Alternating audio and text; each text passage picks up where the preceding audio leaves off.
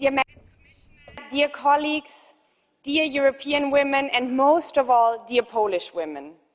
Brave women have fought in the past for me to have the right to speak in this chamber and to address you. I am every day of my life thankful for their struggle to give me this privilege and this right.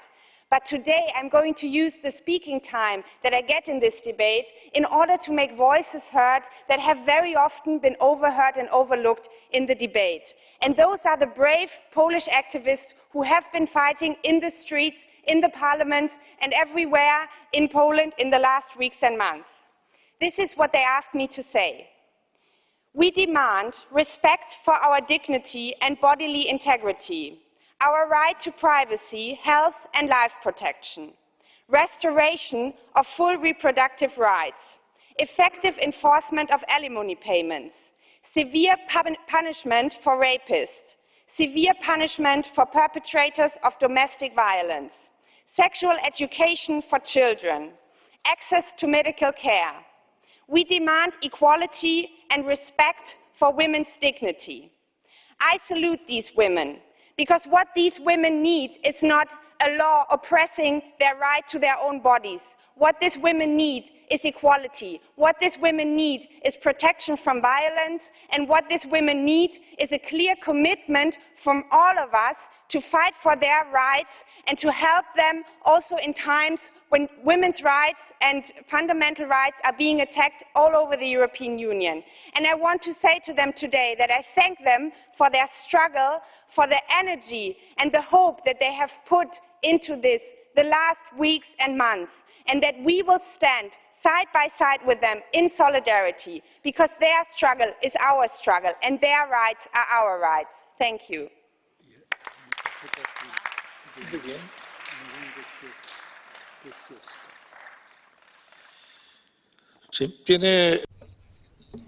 There is a blue card from Mrs. Konsciuska. Do you accept it? Go ahead.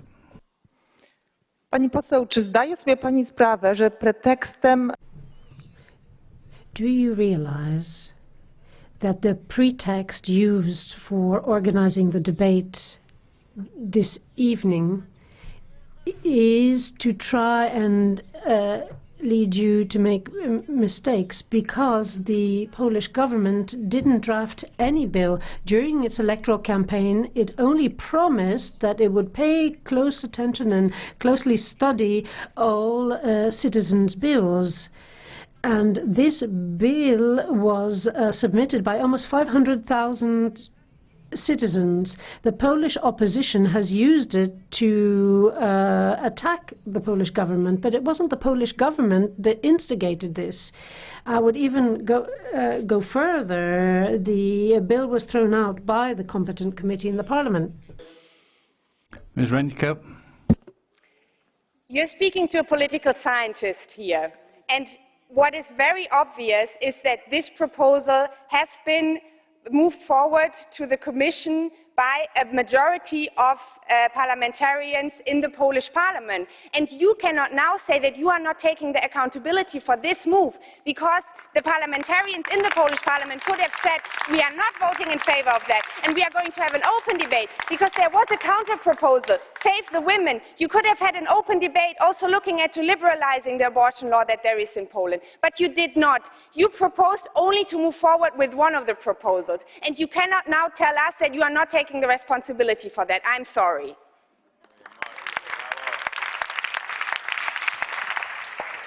Gracias, señora. Thank you, Mr. Marusik. Panie Przewodniczący, Szanowni Państwo, nie jesteśmy parlamentem polskim, więc jeżeli mówimy o jakimś... Thank you, President. We are not the Polish Parliament sitting here. So when we talk about rights, we should be debating rights in a European context in this chamber and not in a Polish context.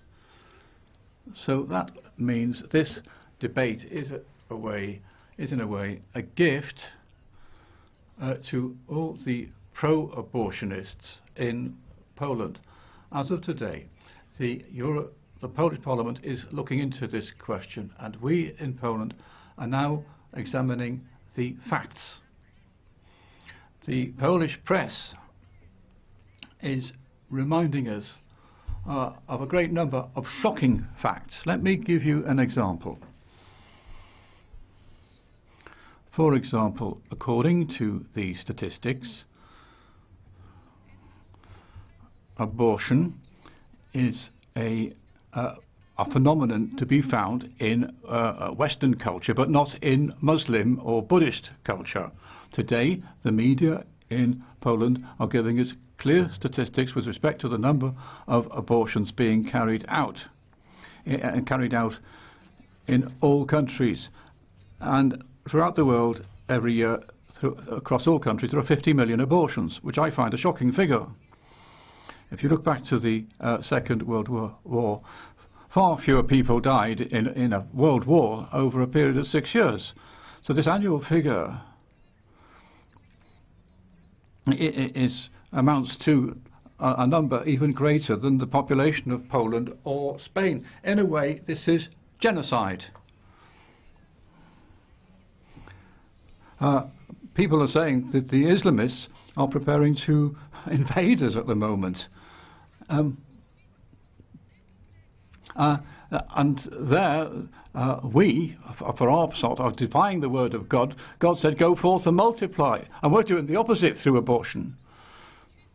And we're trying to kill our own civilization through things like abortion. Thank you.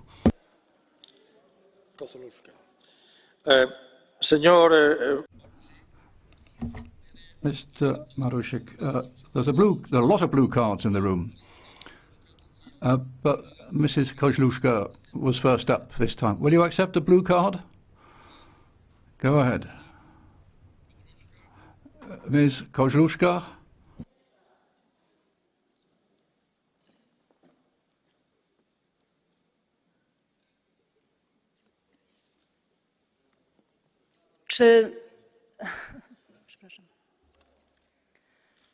Czy zgodzi się pan z faktem?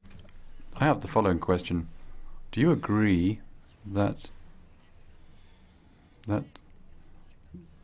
women's rights are the competence of the European Parliament? Do you agree that women in all member states don't enjoy all these rights? So the protests in Monday in Poland, which we saw on the TV, on social media, these protests prove that the balance which we've achieved in many countries is very fragile and we have to look after it. Że prawa kobiet. I agree that women's rights is a broader question than the Polish context. These rights should be universal, based on a universal ethic. If we undermine women's rights in a given place, most of the time is undermining the rights of a woman or a female fetus which hasn't seen the light of day, because we can kill these fetuses legally and we have to do something about it. Thank you, Mr. Korwin-Mikke. In Poland, there are protests, and of course we have to support these women and their slogan, but we have to be aware of a compromise because there is a split in society. The Charter of Fundamental Rights in Article 23 says that there has to be gender equality across the board. And this gender equality doesn't mean that there cannot be positive discrimination. So we could apply the principle of positive discrimination to the unborn fetus. For those fetuses that haven't seen the light of day, they might be women. So maybe we should stop female fetuses from being killed. Maybe that's a way of protecting women. And therefore the young girls that we will be saving will thank us as the blind singer Bocelli thanked his mother. But we mustn't forget about the fact that half of the genetic material comes from the father, so you'd have to get the father's consent to push forward with the abortion. Otherwise, you wouldn't be able to get alimony or maintenance, as you referred to. And since both parents have the same rights after birth, they should have the same rights before the birth, because the baby doesn't belong to the mother, it also belongs to the father.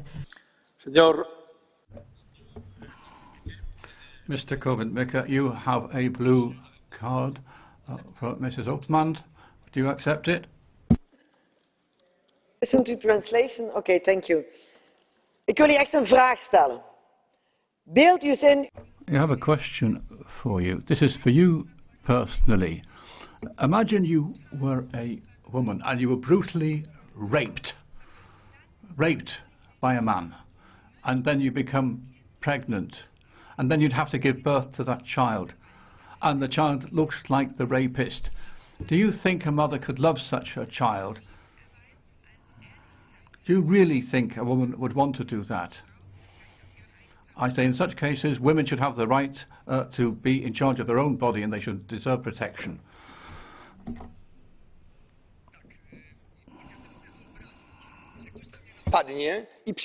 Thank you. Yes, I can imagine someone attacking me and someone sticking something on my back.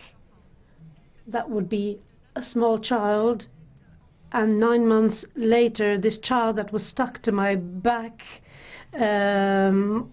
would actually fall off my back as the glue comes off. Would I be able to kill this child or not? Show you the No. Mrs. Shodrova.